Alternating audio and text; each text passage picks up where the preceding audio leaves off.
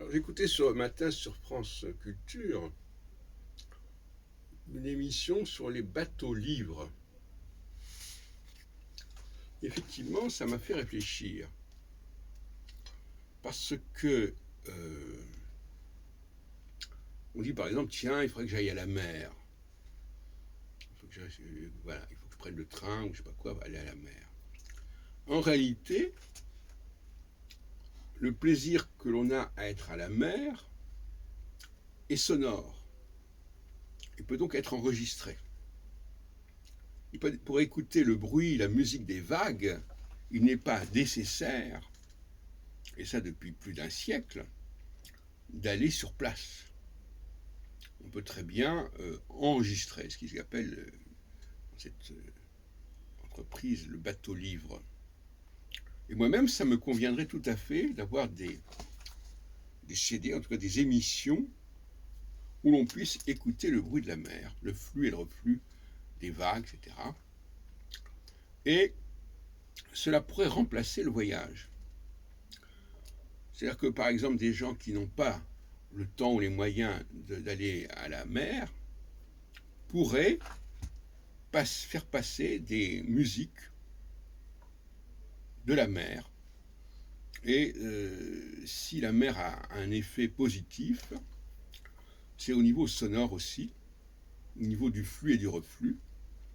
Et par conséquent, les enregistrements des bruits de mer, des vidéos où on pourrait en tout cas entendre la mer, seraient les bienvenus, je crois.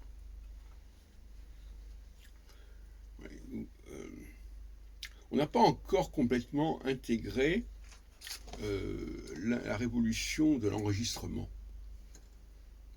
Non seulement pour la question de la mer, mais même au niveau de la composition musicale.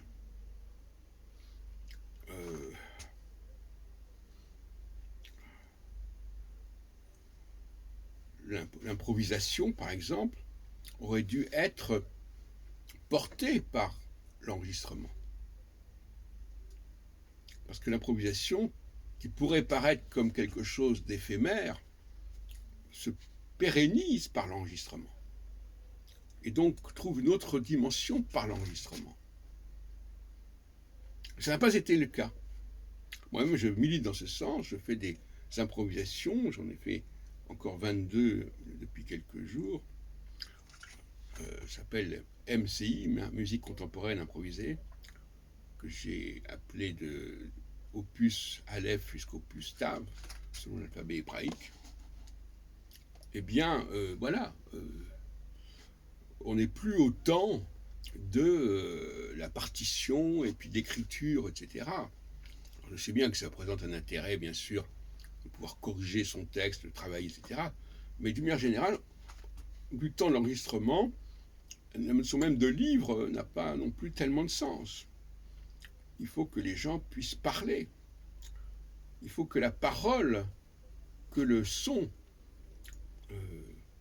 spontané, naturel, prenne la place de tout ce qui est de l'ordre du livre, de la partition.